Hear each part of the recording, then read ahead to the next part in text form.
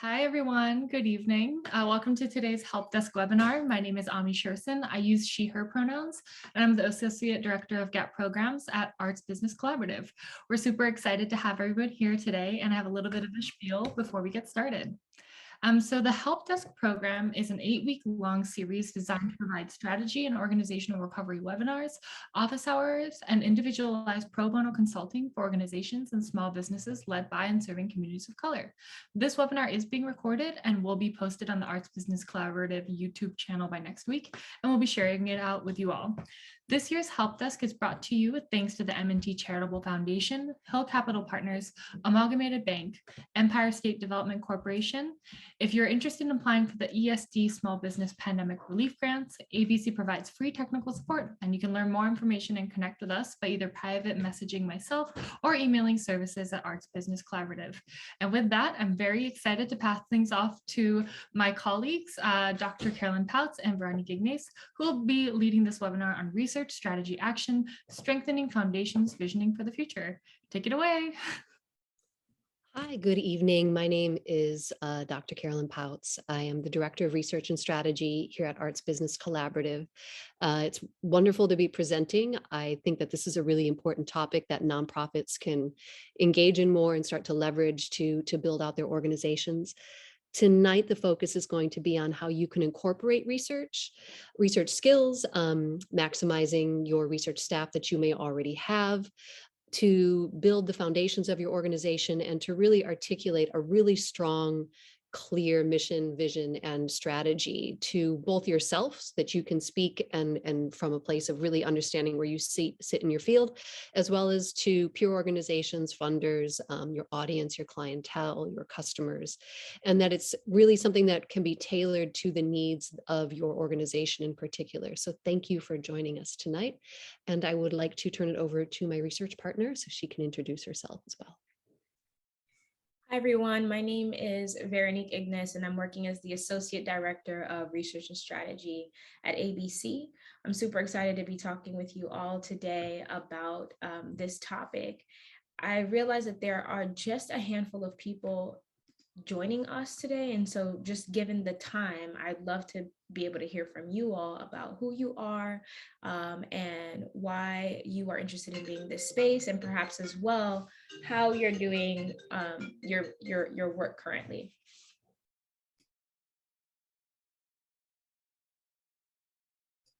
So maybe we can start with Erica, Grim, Jovan, Melissa, if you could just unmute really quickly and let us know why you're interested in this talk, as well as how you're doing your work.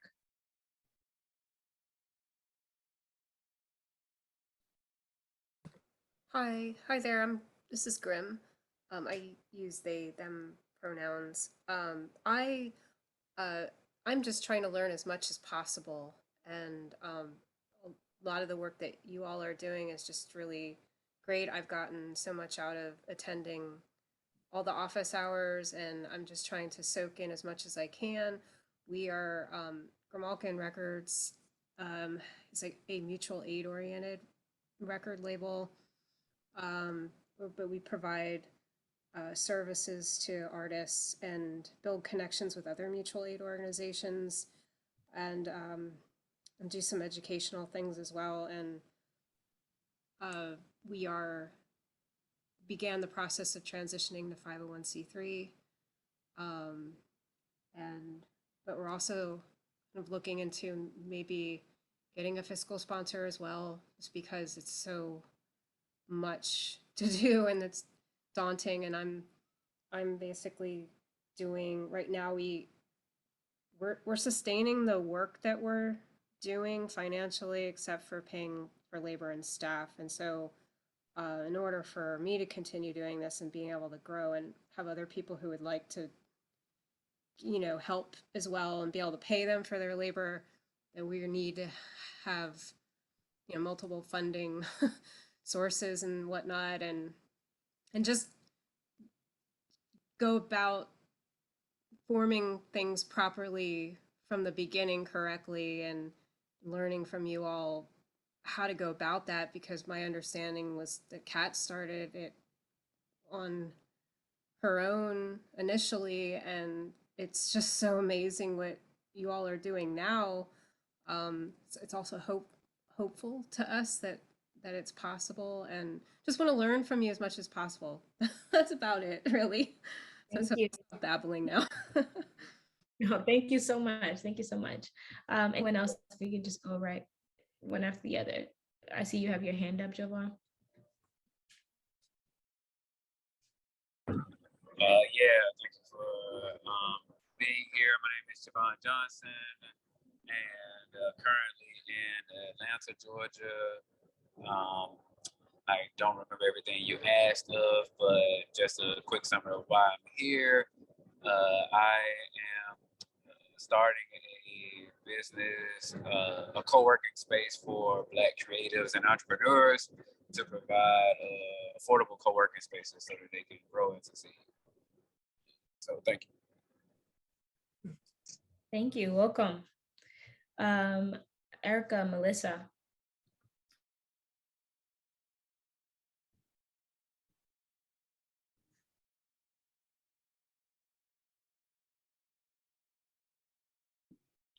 Hi all, I'm Erica Pedersen and I'm the Research and Development Strategist with Arts Business Collaborative. I actually had the pleasure of chatting with some of you at office hours recently, so I'm just kind of popping in to support and listen. So thanks everyone for attending. Hi, can you guys hear me? Yep. Hi, my name is Melissa, and I have basically a digital media production service that I've been operating in New York City, in Brooklyn area since 2014. I recently relocated to Las Vegas, and also I'm looking into turning that service into a nonprofit, since it is a service that's geared towards individual dancers or dance companies.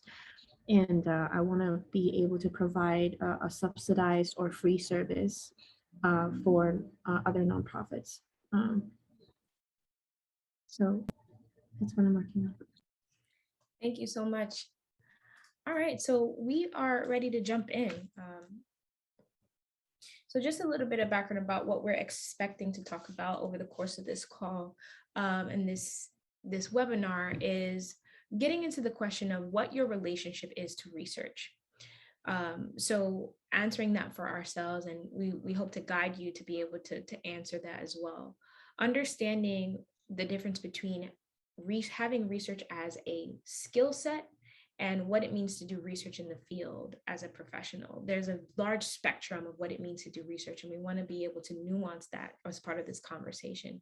And ultimately, what that is going to set us up to is to talk about how you can leverage research in order to inform the strategy for your business, for your nonprofit, for your independent interests as well as for the vision of where you hope to occupy and what you hope to accomplish with what you do.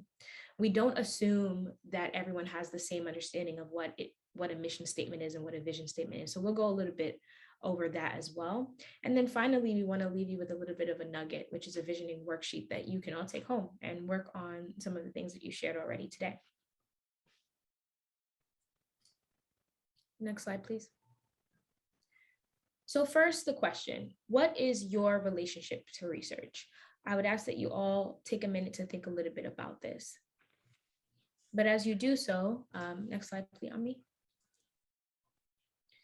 We want to offer these 6 questions about what you can consider as you do that. How do you define research? What do you see as the purpose of research in your life? How do you engage in research in your general day? What do you perceive as the role of research to be in your daily work? What research can you do and engage with now to help define your role and or execute that role on a day-to-day basis? And then finally, how are you collecting information and what are you looking for? So what we're trying to get at answering these questions is the sort of various levels that research can engage. We normally hear of the term research and think of some really daunting experience of, now I have to write this 10-page paper and cite like 50 different articles to do this, but research actually manifests every day in many different ways, from the time that you do a quick Google search to you following a thread of hashtags on Instagram, on social media, all of that is considered research. Down to you talking to your neighbors, your friends, other organizations that you've maybe worked at, to ask some basic questions about, well, how much are you paying your artists? How much are you getting paid? What should I be thinking about if I want to build my own business? All of these things are various types of ways to do research. And it's really important to define your own relationship to research so that you can also determine, well, what is your capacity to do research, but as well, what is the work demanding of you? If you want to be in a role where you are, for example, engaging in programs, what do you need to know in order to do that job? That is what we're categorizing as research as well. So this set of questions, taking this and answering these for yourselves will really help you get at that. Next slide. So really briefly, it's important to think about, well, if all of those things are research and these are the questions that I need to answer for myself, what is the how of how I collect that data? How do I engage it? What am I really looking for and where should I be looking? Next slide. So we offer some ideas around this, and I'll shift over to Carolyn to take this one. Hi there. So yeah, so in terms of everyday research methods that you are probably already engaged in, or that you may be participating in, sort of not realizing that you're participating in it.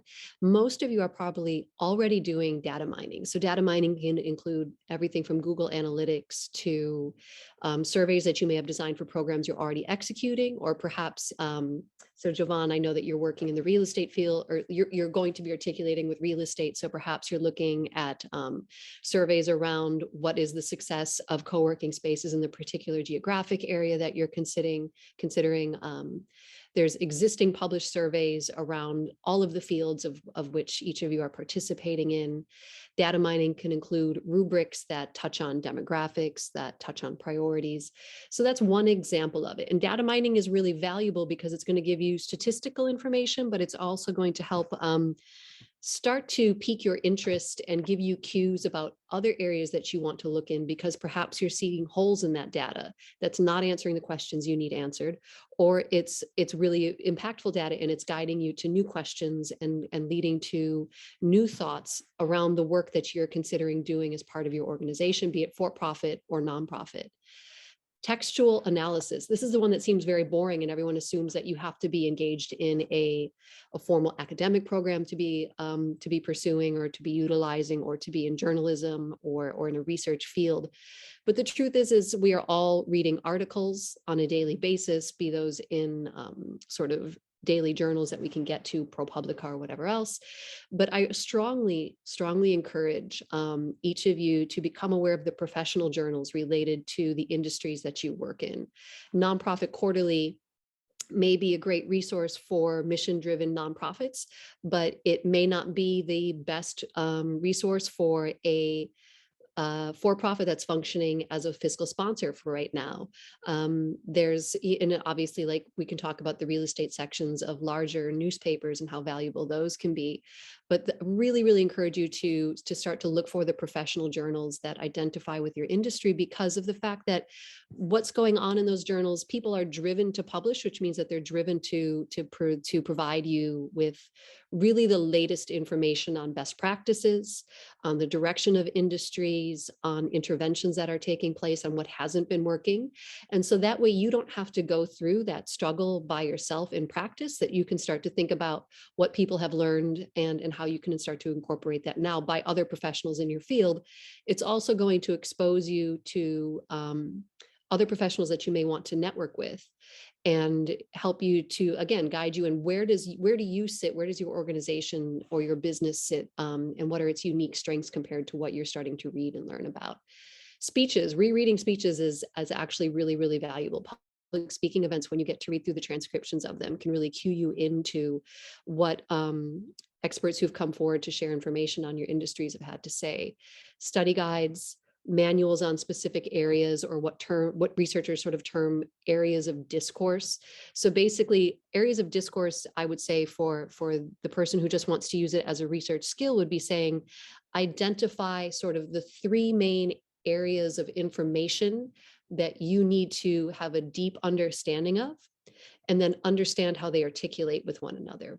Who's talking about those areas? So for example, at Arts Business Collaborative, we do an extensive amount of work around racial equity, around economics and entrepreneurial development, and around the arts. And so those would be 3 areas of discourse that we want to find scholars, business leaders, activists whose discussions are intersecting with one another. And it takes a little bit of time to do that kind of, just to even kind of develop that flow of understanding, like who's talking to me and who do I want to talk back to. But it's really, really valuable because again, it's going to help. It's great for strategy building because it's going to help really seat you quickly in terms of your mission, in terms of your business planning around the direction that your business can be really successful in. So that way you're not trying to reach one demographic, but possibly using a strategy that's taking you towards another demographic. Another strategy, or excuse me, another method that people employ on an everyday basis is what we would term performance studies. These include TED Talks. These include watching, if you're in the arts, dance concerts, music concerts, listening to speeches. What we see in a person's performance, it's not just the information that they're saying. It isn't just the show that gets put on. How they go about conveying their information is successful. If it's on a TED Talk, we can assume they're doing it successfully. And those are things that we can learn to incorporate into the work that we're doing and into the programs that we build and into the departments of our business and how we actually go about executing our daily work. Archival research isn't just for research teams. Being able to go into histories of podcasts where, again, information about best practices sits more and more so these days. Utilizing your libraries. We often don't think of libraries as business resources beyond perhaps writing, editing, resume writing skills, cover letter editing, things of that nature. But you would actually be amazed at the number of services that most public libraries have available to locals, to people who are like residents in the neighborhood. So I really strongly suggest not just going there, certainly going there for research, going there to find out like what programs are offered, but also like what kind of services are they offering that can actually help you to do other ends of your work that are going to make your life easier. Conferences are another really important research method. They're also a really important networking method. And so these are going to be profession driven, they're going to be topic specific, and there are no shortage of people who want to get up and talk about what they've been experiencing and be able to share their information and have people give them feedback. Conferences are really, really interesting settings for you to test out your ideas and to hear what other people are testing out as well. And that test field is great because it basically gives you insight into what other people are doing to try to be interventional in their particular areas. And that's such a big aspect, right, of how we seat ourselves uniquely within our mission and our vision and our strategy work. The other thing that will come out at conferences is you start to get to see the values that are driving the agendas that each person has. And so you start to identify the communities that you're in communion with and start to have a sense more of like what these values do to inform the vision of your work, to inform the mission of your work. And then finally, conducting interviews. So quite literally, every job interview you've ever been on is a form of research for that particular employer. They are learning in process with you. They are in a way whittling down to what they think are the ideal qualities of a candidate. You can conduct interviews for these same exact reasons. And I strongly encourage that as you go into any sort of setting where you're going to have a set of questions prepared, that you are interviewing that person as much as they may be interviewing you. And this is for really literally everything you can do, whether you're hiring a consultant or whether you're doing something more like a landscape analysis where you're trying to figure out who are your peer organizations, what's your target demographic, things of that nature that will relate to your mission. Getting out there and talking to other businesses in the areas that you're working in, whether it be virtual spaces or physical spaces, is a real opportunity for you to gather information beyond what you originally thought, because people like to talk. People want to share things about themselves. So you might be asking, people about maybe their customer base. They're going to share with you stories that are probably more detailed than just that really becomes useful and valuable information for you as you go along. So those are just some of the examples, but there's definitely more. And if there's time at the end, we can get into some more specific kinds of research skills that you can start to take on as you go along. We can go to the next slide. So how does research as a skill differ from research as field work? So just to give you a real general definition of what research is as a professional field, I'm going to read it off to you. I know everybody here can probably look at this and grab it, but we'll say it anyways. Research as a professional field is the ongoing work of systemic investigations into experiences, materials, and sources in order to establish facts, quote unquote, within a defined area, question, problem, or topic, and explore possible conclusions that have larger disciplinary and interdisciplinary impact. So that's as a field.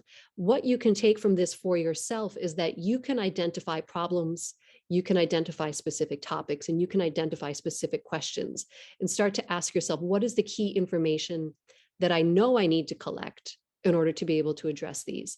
And as you go along, you will start to learn, particularly if you've defined, again, that quote unquote area of discourse, those groups of individuals who are talking about the things that you need to have an understanding of, you will start to then see, what are the things that I don't know? What do I not know that I need to know, basically? And this is important to understand because you don't have to be designing research projects to utilize research as a skill, but you do have to start to be able to feel more comfortable using research skills. It's going to empower you to make wise decisions, and it will in many ways start to help you streamline who needs to be a contractor and a consultant for my business, and who actually, what is the element of this that I can start to learn and do on my own. So in terms of how it in terms of the how, research involves the collection of data. It involves the documentation of critical information, and of analysis and interpretation, and you will still have to do all of that. But one of the areas that it starts to differ in perhaps is that researchers in a field are applying very defined methods, and they're also applying very defined theories of analysis or filters of how to interpret data. There's ethical considerations that we have to take into place within the field that are really specific to disciplines and populations that we're looking at. Those are not always, those things will be factors in the work that you do as well, but they're not going to necessarily weigh out in quite the same balance as if you're working in the field and this is part of like a grant that you have to answer. That being said, when researchers are considering theories of analysis or filters that they're going to use to interpret their data, I always tell people all filters of analysis are political. Power is always involved.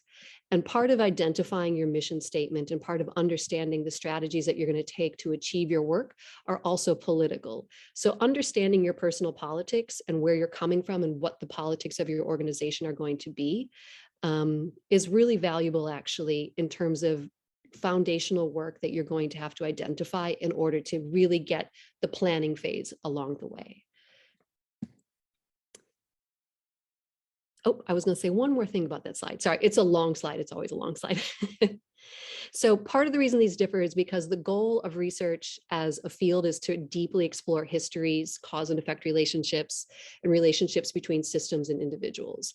Researchers are really looking to create innovative interventions. They're looking to create strategies. They're looking to create things in relationship to particular areas of discourse. Research is really intended to illuminate, disrupt, support, and intervene.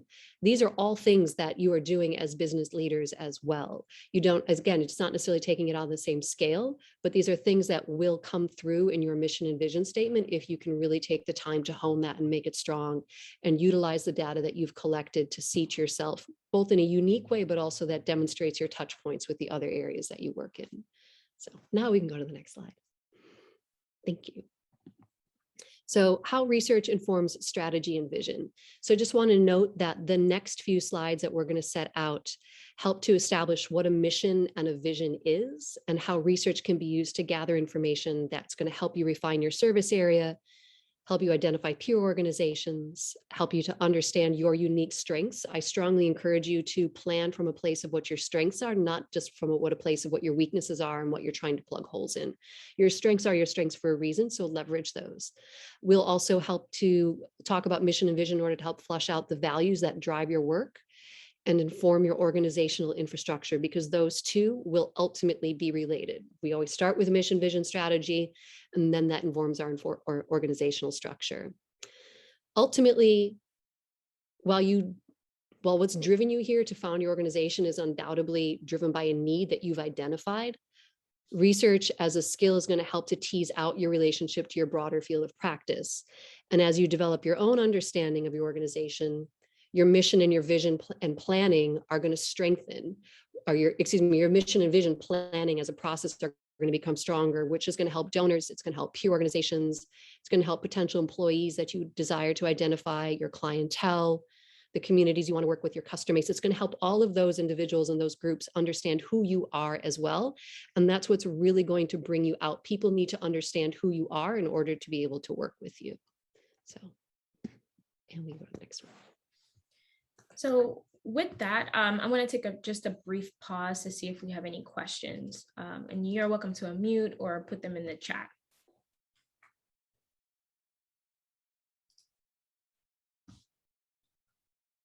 Okay. So moving on from this conversation about what research can help you do, I think it's really important to spend some time talking about. Sorry, there's a question from Jovan. Didn't mean to interrupt your flow. That's fine. Where is the question? Jovan, do you want to unmute? Yeah, so I had a question about this research component. Are there areas of research that an organization should focus on first, like the customer base or the field and who's already out doing it? Is there an area that one would prioritize over others? I think that depends quite a bit on what the goal of your organization is. I know you mentioned you're starting a co-working space. I worked in real estate research for a little while, and I think identifying trends in research around that are overlapping with trends in employment styles right now would probably be a great place to start. But also, you identified already that you want to work with Black entrepreneurs and people who are looking for new co-working spaces. So I think for you, in terms of where you might want to start, is kind of looking at the intersections of what are current co-working spaces provided and what are they not providing? Where are they situating their locations? As well as what are the trends in the expenses of these kinds of things. That would be me personally, but that's to say there is an element of research that does allow you to identify what you see as the key interest here, and that it doesn't always have to be sort of like financially driven. It doesn't necessarily have to be about research trends. There's in terms of like, what is the cost per square foot and things like that. So I would identify within your mission vision, as you're starting to think about things, when you're doing these worksheets, what's really important to you in terms of your business, and start there, if that makes sense. Research there's always this assumption that it's a very linear process, actually, and it's not. It's much more cyclical, like you go forward like this to go backwards to revisit.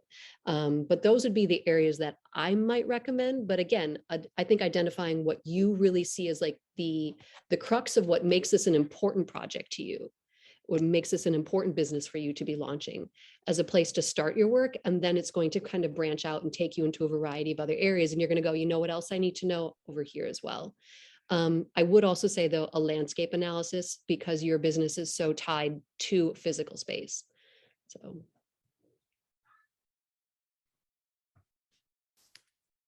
I think that the question you just asked, Jovan, is actually a really good segue into this next conversation about a mission statement. And the reason that I say that is because oftentimes, as Carolyn is mentioning now, when we seek out to start a business or engage in some sort of entrepreneurial endeavor, or even just working collaboratively, we often take a moment to say, well, one of two things. Either you have the solution for what your business is going to solve, or you want to do something, but you're not really sure if what you are doing is what it should actually be. Both things get answered with the same exact question. Taking a moment to really see whether what you're seeking to do is actually needed, whether what you're seeking to do is already happening, and whether what you're seeking to do is going to be unique or very different. That's generally the place that you would end up starting to do research, right? You want to know who else is doing the work. What does it look like? What does it feel like? And then from there, you're kind of able to orient. Of course, there are going to be some things that you might have answers to, but taking a moment to really identify for yourself in clear and concise language, what is it that you seek out to do is what helps you to understand, well, this is what my research should be focusing on first. And so ultimately, I think what both Carolyn and I are saying is that your general line of thought of what happens next is also the general line of thought of what you should be looking to research on. So when we shift and think about what a mission statement actually is, before talking about some of the characteristics, I want to say that there is something that in my time doing this work that I noticed that a lot of people make the mistake of is thinking that a mission statement is never going to change. Your mission statement should consistently be going through a process of change. I say a process of change because it doesn't actually mean that what you write will change. It means that you're always looking at what you wrote very critically, as if you were trying to change it. And then your mission statement is basically speaking back to you and making the argument that no, in fact, you don't need to change it because we're still doing this work. So what is a mission statement? A mission statement ultimately is an action-centered description of the work that you're going to do. It is the who the work is for and why your business even needs to exist, why the work that you need to do. And I say the work that you need to do separate from business because individual artists, for example, are also businesses in a lot of ways. What you're hoping to put out in the world needs to have a reason for being. And that essentially is your mission statement. It needs to be action-centered in that it needs to focus on what are you going to do? What are you going to put into the world and for whom is that work? It is 120% okay to identify who the work is for. If anything, it is probably the most critical part of doing the work because who the work is for is going to dictate so much of what the infrastructure needs to look like to support that work. And so that's another point of research. Who is the work for? What exactly does that community of people need? What already exists in that community that can support the type of work that you want to do? And so in addition, your mission statement might also tell of the type of services that you offer, what products that you're doing, what you're selling. And then the other part of it is that your mission statement should really be just one small piece, one concise piece of a much larger business plan or strategic framework. What that means is that if you have a mission statement, which oftentimes people have a mission statement, and nothing else, that's not enough. It's just not enough. Your mission statement should fit into a bigger plan, a bigger idea of what you're intending to do. And the cool thing about all of this is that this can always be in flux. You don't have to write one before you write the other. You don't have to have one thing figured out before you figure out the other.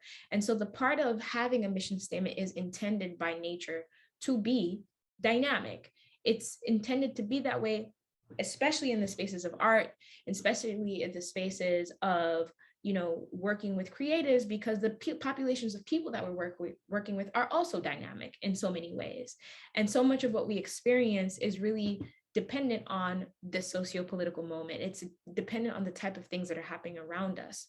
So thinking of a mission statement through that lens might really support identifying what your work is, what you're intending it to do, but also what do you need to know in order to do it. Next slide, please. So holding that in your minds, I know that that's a lot of information. We're talking about the difference between a mission statement and a vision statement. But we have to ask, what is a vision statement, right? And so another thing that I often see is that folks will write a vision statement and the vision statement will actually be the mission statement. And the reason is because while it is very difficult to identify what you're doing and how you're doing it, it is actually easier to do that than to write out what you're hoping to contribute to as the sort of ideal and aspirational world that you see. And so when we say, well, it's almost as if you're saying what you're going to do, your mission ends up being the activities and the tasks that you actually don't know yet because you don't know what you want to offer. But then folks think, well, it's easier to say what I want to put in the world. And then what you put in the world ends up being your mission statement, because in your mind, it's the thing that you haven't done yet. It is aspirational. And really, we got to pull that all the way back, right? Your mission is not a set of activities. Your mission is what you're going to do, and the set of activities that you build help you to do that. But your vision is that far out idea. It is that aspirational thing. It is a description of the part of the world that you hope your work will contribute to. It's what you want to see. It is the impact in a lot of ways. You might often hear it be spoken of as your impact statement, which gets a little nuanced in that sense. But ultimately, your vision statement is what captures the saying that all roads end here. It ultimately means every single thing that you do results in this one big picture idea. So it is the ultimate thing that you're saying that at the end of the road, all of my activities, everything that I do, this is my long-term goal. The culmination of all of my work will result here. Carolyn, go ahead. Yeah, no, I'm not unmuted. Would like to answer Jovan's question, but after we answer Jovan's question, I would just like to hear from those here who has if anybody currently has a mission and vision statement, or if for those of us in the for-profit world, if you've already written a business plan that sort of identifies more your area of impact. So that's my question, but I would like to hear from Jovan first. So. Yeah, thank you. Sorry, I'm trying not to take up too much space, but one of the questions I had about the mission and vision statement is, are those or should those be measurable outcomes? Should they be things that we can quantify or qualitatively or quantitatively, or are they just statements to share the purpose or the reasons why we exist? That's a really good question. That is I will say that is a really good question. Before I pass it over to Carolyn, I want to ask you a question back. First, if based off of the definition that I've shared about what a mission statement is and what a vision statement is, we assume that like, you got it, you're the expert, right? Do you believe that either of those statements would on their own be a measurable item?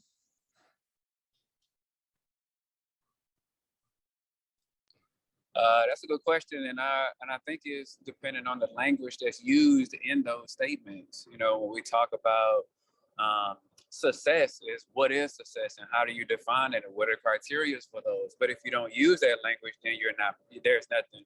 I don't think that you can measure that. So I think it really depends on the language, what you use in those statements that can determine whether or not it's measurable. That's a really good way of thinking about it.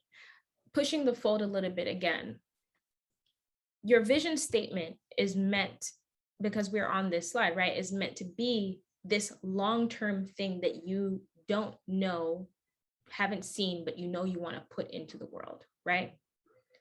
So there's this sort of far out idea. Your mission statement is going to be the sort of, what am I going to do as a wide organization?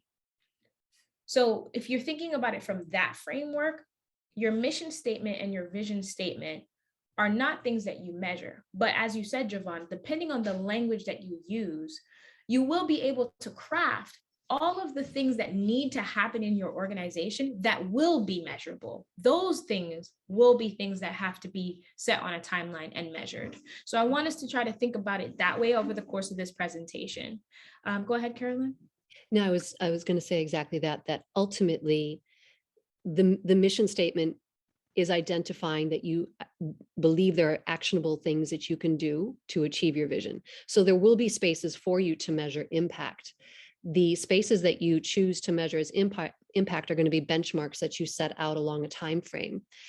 But in addition to that, as Véronëque has already spoken to, mission statements change. They're responsive to your environment, to the conditions that you experience as you go along through the process. A business plan is a living thing. They're evolving. And so as you move through the stages of your business planning, you will be evaluating your practice to see if it is effectively achieving through the benchmarks that you've set. Is it moving you towards your vision? In which case, sometimes you'll have to redefine your mission and vision. In other cases, it means that you have to redefine and reassess your practice. So it's not always a one-way, I've been going in the wrong direction. Sometimes it's more of, I've not aligned my practices and my organizational structures to achieve this. So it's a process of negotiation, but it's always evolving. And ultimately, I would like to say that you will always need to be considering how you want to measure the impact of what you're doing for a variety of reasons that relate to funding sources, that relate to leveraging marketing and things like that. But for this particular area that we're looking at in terms of mission and vision work, absolutely, these are things where the benchmarks that you set out will be things that you determine as related to, this is what demonstrates my capacity, that I am moving towards this vision, and that I am demonstrating that I am doing what my mission says.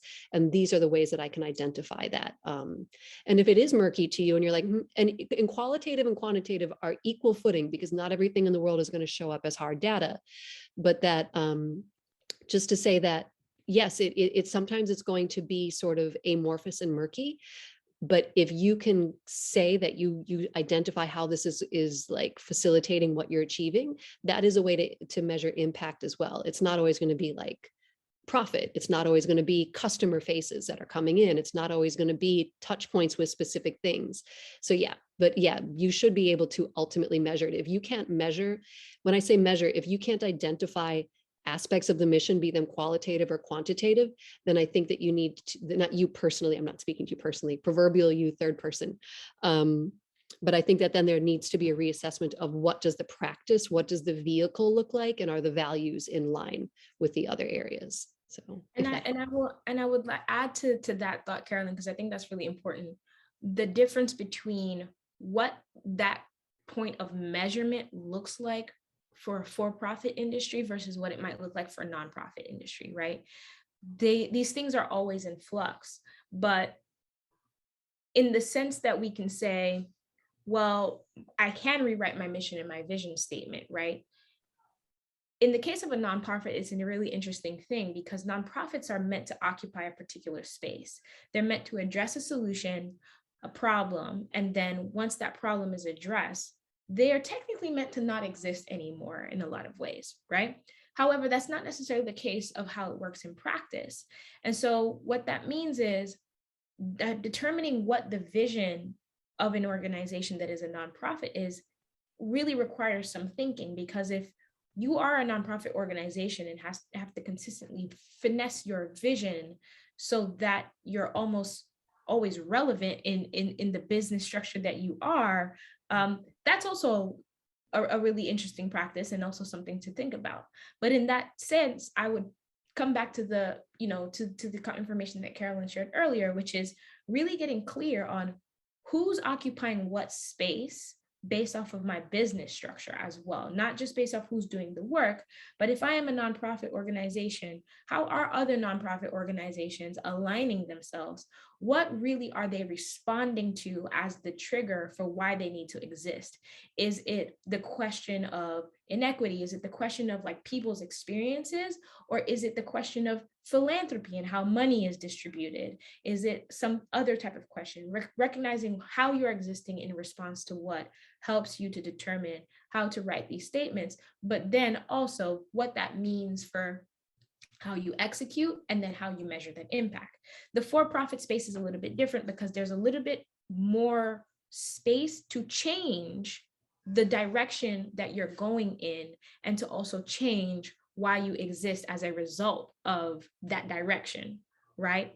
For example, if my for-profit business is intended to, let's just say I want to be a dance studio and I want to make sure that as a business, my goal is that my dance studio is always full, right?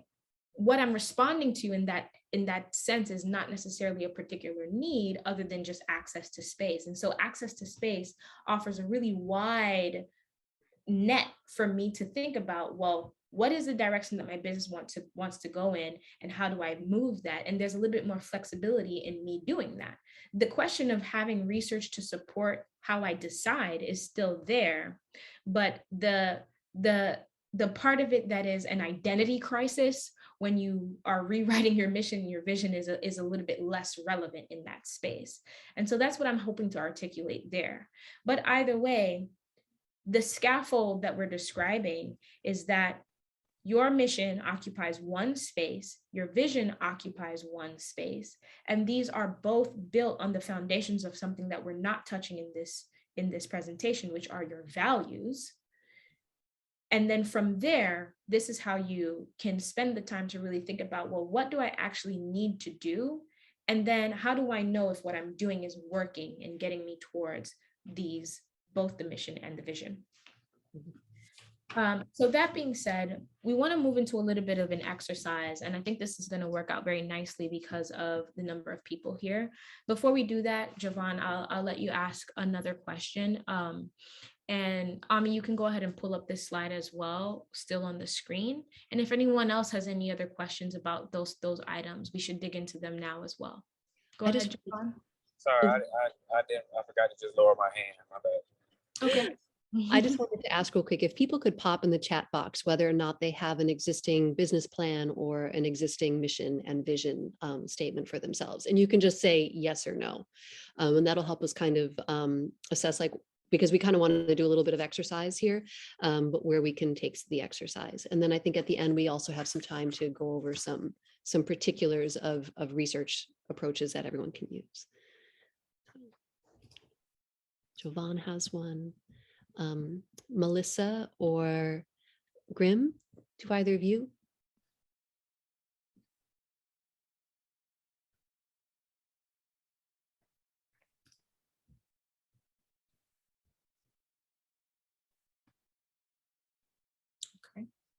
Okay, thank you. Thank you, Melissa. Okay. Awesome. All right, so as part of the practice that we're going to get into, it's a little bit of an active exercise. We're going to take you through about 3 or 4, if I remember correctly, thematic buckets of what it could look like to use research in informing both the strategy and vision of your organization. So when we say strategy, we are talking about the very action of how you execute on the mission and how you build a vision that encompasses all that you want to do. As we said earlier, these things are always happening in flux, and they don't necessarily need to be defined one before the other, but spending the time and the energy to know when you should work on that is really important. And so that means that it can happen at the beginning of your organization, it can happen midway through, it can happen, after 10 years of being in the field, but devoting that time and committing to doing the work is really important. And so we'll talk about how research can inform the strategy, but as well as how research can inform the vision based off of these programmatic buckets. So what we'll ask is we'll set the stage with one of the themes. Carolyn will start us off and describe what we mean by the bucket. And then together we'll start to think about, like, well, based off of what you heard, what types of things might you start to ask yourself in terms of being able to set yourself up for success in addressing that thematic bucket. And for each of them, we offer a general question that helps get at, or a statement that helps get at why this is even important when it comes to strategy, vision, and research. So if that sounds cool, next slide. Carolyn, your hand is still raised. Oh, I'm so sorry. All right, so you can kick us off with the first one. Sure. So this first slide is to look at operating structure versus organizational structure. And we're going to talk a little bit about the differences between those two. So you can see the questions on the right-hand side ask, what does an organization need to achieve its mission? And we pose this question because understanding the need and the tasks, which are two separate things, but related to one another, can help you think about how you structure the roles in the organization's most functional state. So people have a tendency to sort of go, in a nonprofit, well, I will need to do grant writing, so therefore I will hire a grant writer. And that is not necessarily always the first place to start, but that's a job. Like we tend to start around job roles or around tasks and not necessarily around like the mission of the work and what we actually are trying to move towards doing. So in terms of operating structure, that's how you get your tasks done that move your organization towards its mission. An organizational structure would be differentiated as, is this a hierarchical structure with a very strong pyramid scheme? Is this a more linear structure that has a collaborative decision-making process? Is this an organizational, and then we can also get into some details of what is the organizational structure which relates to the mission around, for example, is this a consulting agency or is this a technical assistance team, or not team, but firm, and those start to then define how do you actually need to have your teams work out for you. So if we can have, I don't know if anybody wants to volunteer to kind of share a little bit about their organization, and we're going to ask you that question. What do you think your organization needs to achieve its mission?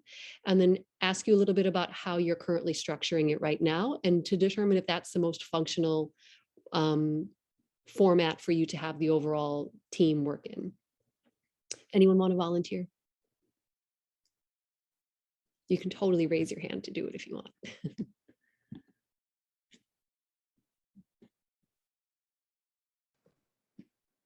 If not, Ronnie. Oh, okay. Thanks, Javon. So what do you believe your organization or your business needs to achieve its mission? Money. Okay. What else? Question, Carolyn, would you like me to type these on the screen? Yes, please. Thank you, Ami.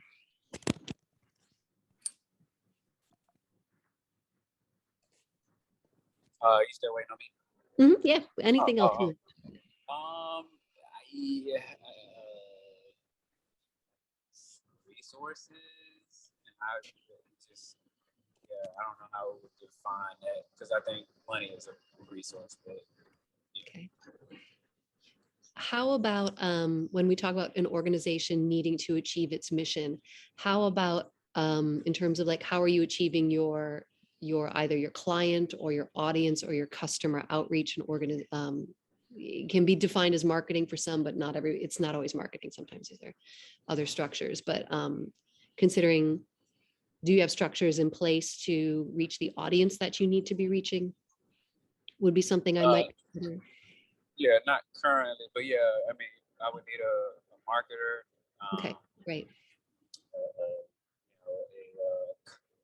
I would say a contractor. At this moment, I need someone who's like good in maintenance, and because I operate a physical space, that space has to be maintained.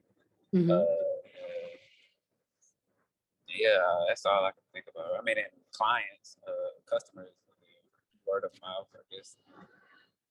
Okay. Javon, can I ask you, you said that you had a lot of this written out for your business. Can you tell us what that mission statement is that you wrote? Yeah, I'm not in a position to not like to share. I would love to share it, but I'm actually driving. And so I don't have that information in front of me, because as you mentioned, it has evolved over time. Okay, but you shared that you are starting a business that is seeking to build co-working space for Black creatives, correct? Yeah, co-working space for Black creatives and small entrepreneurs. Okay, so have you already registered your business? Yes. Okay, what did you register it as? LLC, for profit. Okay, so that answers one of the questions for us in terms of like, what is the structure, right? Who do you have on staff? So it's just me and a business partner that are tech on staff, as we are the co-founders of this. but essentially I'm looking at a model that doesn't require staff. So minimal staff is actually like super important for us to know right off the bat in this process. That's really great to know. So in with that model that you shared, right? So you have a sense of what the resources that you have that you need are to make it run, but asking and having some logic around why do you want minimal staff, for example, and what is that logic based in? Is it based off of your own convenience? Is it something that is based in what Black creatives are asking for? Perhaps they want space that is clear of extra bodies and simply about, exploring their thoughts. Asking those kinds of questions can help ensure that your organizational structure is not just based off of what you want and what makes work for you, but the need that you're trying to address. Does that make sense? Yes, that makes absolutely sense. So that's where we would be getting with that. Ami, I don't know how you will write that into this, but if you could do your best and wordsmith, that would be great. So that's one thing, right? It's structure. But the other part of it is that, okay, you have a for-profit LLC structure. What is the logic behind why you built that? And what does that mean in terms of your access to money? How do you get funds? Is the funding going to be based simply off of Black creatives paying you for space, for example? You don't have to answer these questions now, but identifying what the resources are that you need, and then thinking about how this is related to what you're expecting to do and what you're expecting, why you expect people to come to you as the expert or as the best person to offer that service, is where the sort of like the process that we're talking about is situated. So it's not meant to kind of like put you on the spot, but thinking about that would be really important. If you are an LLC structure, where does the money come from?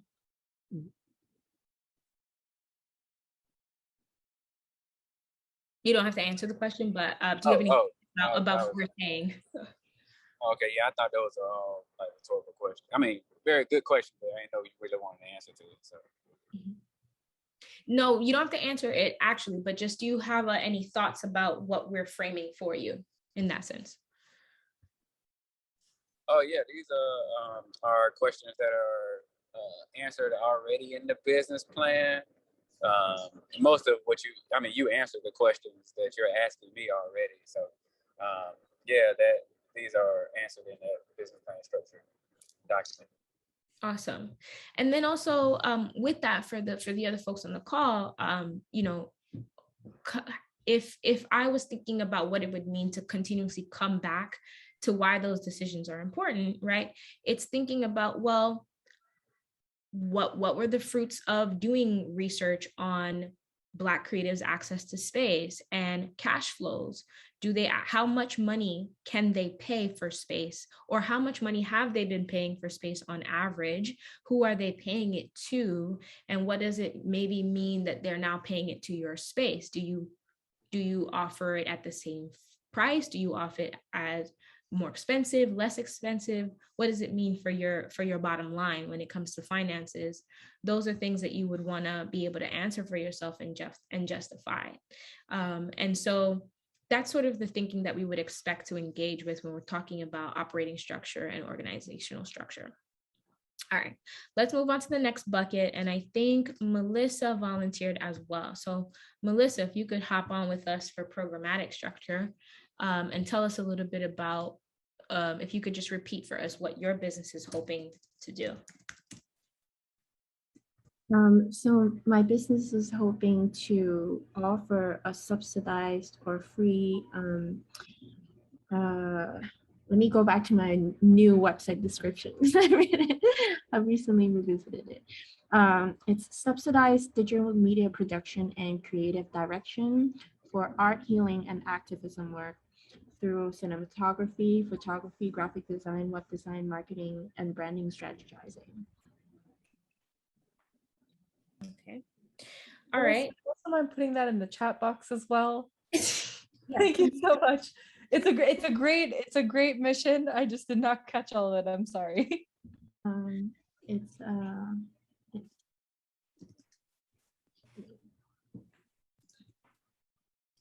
Okay. Yeah.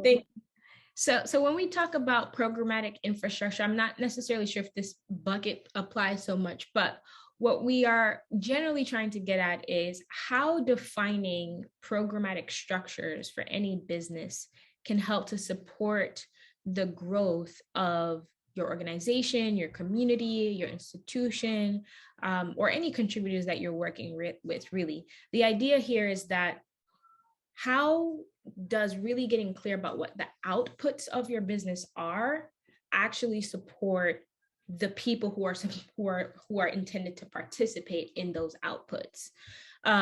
So in your case, it's interesting because you're offering subsidized access to these things. Do you intend to do programming?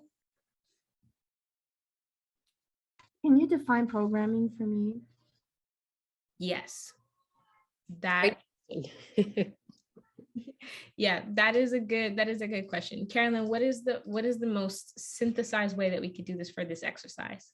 So sure. So programming, as you know, coming from a for-profit world into the nonprofit world, programming means different things in different spaces, but I would generally say would be the area of services that you offer that can fall under one heading that can be defined, replicated, and executed over an extended period of time. So a single event is not necessarily programming unless it falls within an area where you're doing you're doing single events around specific things, and they all fall under a roundtable discussion, and there are different roundtables about things. So that would be an example of programming. Another example of programming could be if you are a institution that offers classical music training, that an area of your programming might be K through 12 subsidized music, free music classes. So when I look at what you've shared with Ami here, what I see as your programming is the subsidized digital media aspect, which could be technical assistance, and then the creative direction, which we would, from my perspective, you do not have to take this. It would be consulting. And that's kind of how I would divide those, that you have a program and then you have a consulting and then you have a consulting section.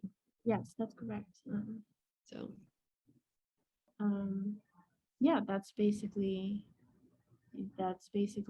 what it is. And sometimes they happen. Sometimes some people, it depends on my client structure. Usually when they are an independent artist, they would maybe be more likely to use both technical assistant and the consulting area. And if they are a larger organization that is just hiring me for one aspect, let's say they already is clear about their marketing and branding, then I would just be hired to do cinematography. Sometimes I will edit for them, and maybe sometimes there's bigger and they have an editor or they know how to edit. So it just depends on the clientele. And right now I have higher end clients that can cover, that can pay me a commercial rate. But then there are also a lot of people that are coming to me, people of color and artists that couldn't afford me, that I would do things for free. And I would like to just create a healthier financial structure so that I can, I don't have to be confined to who's able to pay me. That's really a really important question, because what I would like to offer in terms of thinking, granted, we are thinking within the context of this presentation, right? Please do not take anything that we are saying as consulting advice or expertise on your business. We do not know enough about what you do on your day-to-day to give you that. This is all just information for you to consider and take home. But with that, though, something to ask, right, is how do you answer the question of how clients find you, right? And where is that information for like housed about how you decided that I am going to offer technical assistance and consulting, and maybe this is going to occur by request, right? Defining for yourself what the structure is for why this exists in the way it does is really important. So if you are only getting business based off of people knowing that you exist and reaching out to you, what is the reasoning for that? What does that mean for the viability and the sustainability of how you do your business? What does it mean for who you need to have on staff to ensure that you're always getting clientele, right? But then what does that do for the folks of color that you have talked about that are reaching out to you and don't have the funds and don't have the monies to support you? So another question to ask yourself is, what type of programmatic structures, or what type of, I'm just going to call them outputting structures, right, that you would build to ensure that you are not in a financially unstable place by doing free work, right? If you know that there is a commercial rate, what can you do in terms of asking for the higher end to ensure that the folks who can pay more money are also paying for how many free clients that you can take on, for example. So asking those questions, but making them a part of your programmatic design and being very clear and forward about why this exists and how you want to execute might be something that is interesting for your business as it relates to this bucket of programmatic infrastructure. And so if we were taking you through this, that might be something that we ask, right? If you're trying to think about the question of how the things that you put out in the world are meant to support the growth of whatever population of people you're trying to do this with, let's just say for the case of the conversation, it is the population of people of color who cannot pay for your services. What are you building around your business to ensure that you can support those people all the time, regardless of their ability to pay you? That also, a question that I would ask if we were doing sort of an evaluation with this for you would be to ask, how are you differentiating approaches between revenue and donorship? Because it is quite a bit of pressure to rely on revenue. And I would be asking that question from more of an operational and an organizational structuring perspective rather than like a development strategy perspective, even though those two things will articulate. And I would ask, who else or what else do you need to have to support a diversified approach?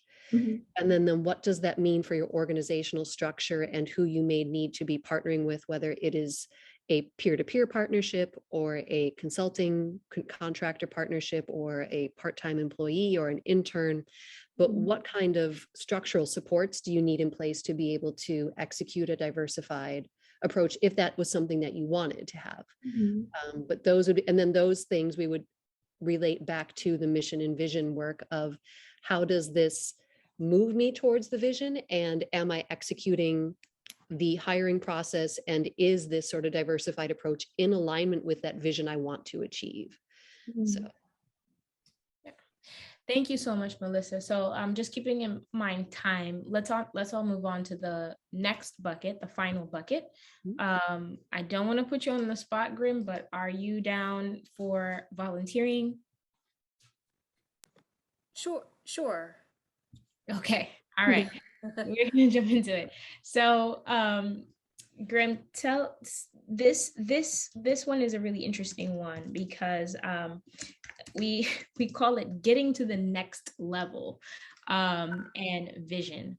Ultimately, what we're talking about here is that process that we described earlier of always coming back to your mission and vision statement, and always thinking, well, am I really doing what I said I wanted to do? And if not, what do I need to shift?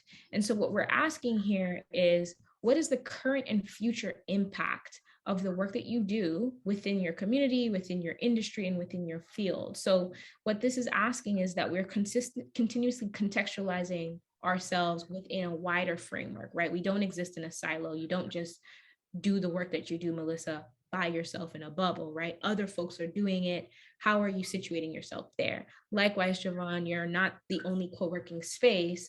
What is different about what you do and how do you center yourself? So Grim, that in mind, tell us a little bit about what you hope to do, what your business is, maybe what the structure is, whatever tidbits you can tell us. Yeah. So we want to be able to support artists in tangible ways so that they can ultimately, it would be wonderful if people could make a living wage doing their art and music. That's not really realistic in today's music industry. It's not, unless you're like a megastar or superstar of some sort, you're always having to do multiple side hustles and things like that. So ultimately, and also we want to continuously create like alternative ways to do things outside of what's been currently the norms within music, to provide that support so that folks can, especially marginalized artists, that can, like I said, make a living wage, and also have all the things they need to just live their daily lives as supports in their life, whether that's food, clothing, housing, mental health services, healthcare, etc. We put priority to queer and trans people and BIPOC people, especially QT BIPOC. So we currently we release music, we make physical releases, we assist kind of with every aspect of a release, even like with marketing, promotion, helping with graphic design, making the physical releases, and making sure they paid fairly, like with the music sales that we get in. I'm not exactly sure how I'm supposed to answer this question. So, oh, no, you are not intending to answer the question. Do not worry. So yeah, I would say currently, like, we do make a difference in the lives of the folks that we do release music for. We try to help them bring their vision to life, but we want to be able to do a lot more. So like, we're hoping eventually have a production division so we can help people really create their releases, like visual albums and things like that, to that nature, that a lot of folks aren't able to do on their own. We do mixing and mastering help, and all these things like are at no cost, so a typical record label who has money, they will give an artist a loan but expect it back in music sales, and then you're kind of emboldened to, you're like kind of you're stuck in that situation until you've made back what what they've invested in you. So we don't do anything like that. We don't own people's music. We don't and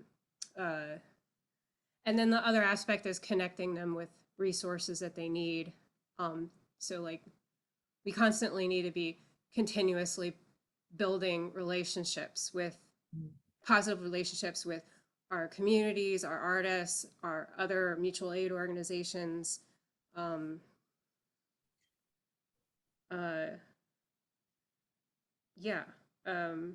then education's the other part of what we want to be able to do more of. I feel like our biggest barrier right now is the money situation, because like there's only so much I can physically do, and we do have so we are a collective. There are 17 collective members, and people contribute in different ways, but the daily in and out of stuff, that kind of just is falling on me. So they'll do things like, we review album submissions collectively to decide on whether we're going to move forward with a release or not. People help by sharing our releases on social media. We have a Patreon, so artists will submit exclusive content, or help us fundraise, those things. But then the daily in and out stuff, and for us to be able to provide more production assistance and also educational workshops and skill shares, we would need to have the funds to pay the folks to manage that, and also who would be like collaborating or offering their services to help, either run the workshop or, that kind of thing. So that's, I guess, I'm saying Thank a you, lot Grim. here. We're just going to give you a pause right there for a minute, because I think you're touching on a lot of different things. I don't want you to think that we don't see the nuance of like how the businesses live. Yeah, I'm just like babbling. No. Good. I actually turn over to Carolyn. Grim, I actually think that you in many ways answered that question. I mean, what you shared with us is that you have thought quite particularly about how are you working within your local community of artists, how are you working within an industry that you see as inequitable, and then how is your work capable of impacting this field? Like, I think that that's actually, in terms of that, you are very much in process with that. But I think as you are working through these, I think thinking out loud is a good thing. So as you're working through these thoughts, what you're really highlighting is this question that kind of comes back to like, what is the purpose of research, which is, what do I need to learn about in order to answer these questions? Because you're right, money's always going to be the issue. So what are other structures that can get us there, and what are alternative pathways, and what do I need to learn about those things in order to be able to do that? So in many ways, that was like the perfect case study for this question. So thank you. And I would also add to that, Carolyn, I don't know if this was coming up for you as well, but in listening to you think through those things, right? To push the conversation as well for Melissa and Jovan who are listening in and having to do this work as well, always thinking about, well, what is next after that? So a lot of what you described is clear around how you're doing it for the community that you serve, and how are you doing it in relationship to other record labels, and what is the norm there. But then asking yourself, well, if let's say I was working at your org, Grim, the vision that I would be setting is how this org can become the standard of that industry, right? How can your practices become the model for what needs to happen?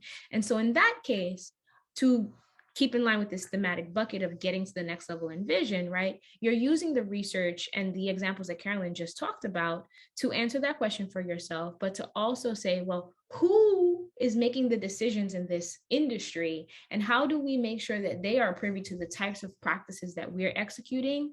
And also, as Jovan talked about earlier, that they have the sort of understanding that it can work, it can be successful. There is ways to make the industry, I don't know, make money, get views, whatever the case may be that is important for your field. This can work. And so the people who make the decision, this is what you need to see. And now you are seated in a space where you're consistently visioning toward something that is bigger than you, and something that is pushing the work that you do on day to day always toward that greater thing. I just want to nuance one thing that part of what we were starting to hear, Grim, through what you've been sharing is around strategy building. Strategy building directly relates to mission and vision work. But it is not mission. It is not the mission and vision itself. And I think that everybody starts in a different place, and there's not a one right place to start, but it's just having a clear understanding of the difference between mission and vision and strategy. And you're really sounding like you're more at the level, you're more at the place, not level. These are not hierarchical, but you're more right now in the place of strategy and working out the different strategies that you need to address these particular barriers. Yeah. So with that, in the interest of time, let us all move to this last slide that we have for you, which is what we are offering as part of our visioning worksheet on the ABC end. But we have 4 sets of questions that we would like all of you to have and take home with you and work through and write out. So for those of you that already have a mission vision statement or a business plan or whatever it is that is living in the back of your notebook, take a look at that, but work through these questions that we're asking around what are the internal goals that you have, right? There's a little bit of more of an explanation of what we mean by that. But what steps have you taken to get toward those goals? You may have already started working, you may have already started doing these things, but then reflect on the steps that you took above and then answer for yourself, what are these things that you've done communicate about the goals that you say you have? And why we particularly say that is because sometimes we get into the practice of actually executing the work, and the things that we're doing in practice actually speak differently about the goals that we have, and they speak a little bit differently about where we might want to be going for real. So write these things out, put them down, and then take some time to compare and contrast your responses to question 1 and question 3. What are you noticing and what does it mean then moving forward? If those things are the same, then great, you're on the right track. How else can you push your work?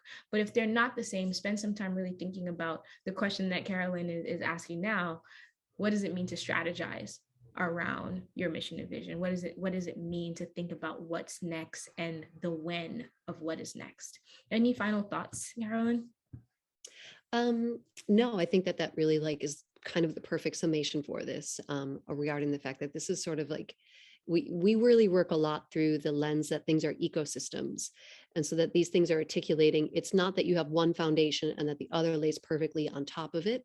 They're all constantly informing each other and evolving, and they're evolving with you as people as well. And I encourage you to leave space for that, because that's what's going to make it dynamic and responsive to the changes that are going on in your life and that you see as important. I would actually like to open up to any other questions from the audience. And also we have our contact information here listed in case you want to think on these things and ask us questions via email. You can also reach out to Ami, I'm sure, to talk about what happens after these webinars and after help desk as well, in a more sort of formal way. I do want to offer that one thing that we really we really press with our organization is taking the time to read about our peers in the field and what's going on, and that I really can't emphasize that enough, because it's going to help you to clarify the identity of your organization, the values that you have for yourself. And it really is incredibly motivational to get through, because this work can be quite frustrating at times, because you're going to feel like you don't always have all the answers, and that's okay. But I really, really encourage you to understand your industry and your field as best as possible, what's trending, what's changing, so that you're really positioned to do the work, and so that you're really positioned to be able to define your mission within what's happening right now. So that's just, I do come back to that because that's something we come back to frequently as we do our own visioning work within the organization, is really understanding the language of the field that we are working in. Thank you. Thank you. All right. With that, we are done. Thank you so much for your time. Thank you for everything. Ami, anything that you want to say to close? Yeah, well, Véronëque and Carolyn, thank you so much for taking your Wednesday evening to speak to this group. This was absolutely phenomenal and took a topic that can seem very large and daunting, but making it really accessible, and also a way to kind of take things into the world. So really appreciate that. As folks know, we are in week 7, which sadly means that week 8 is coming up next week, and that is the end of this year's help desk. So we really want to be able to continue to connect and work with you. We highly recommend you coming to our next office hour, which is Thursday, November 11th, which is an open topic, kind of an Ask Me Anything style session with our CEO, Kat Bloomfield. You can register in the chat box, which I'll do right in a second. But please connect with us. I put Véronëque and Carolyn's email in the chat, research@Arts Business Collaborative. And if you have any additional questions, please contact me, Ami, at Arts Business Collaborative. But for now, have a great evening, and we'll chat with you more soon.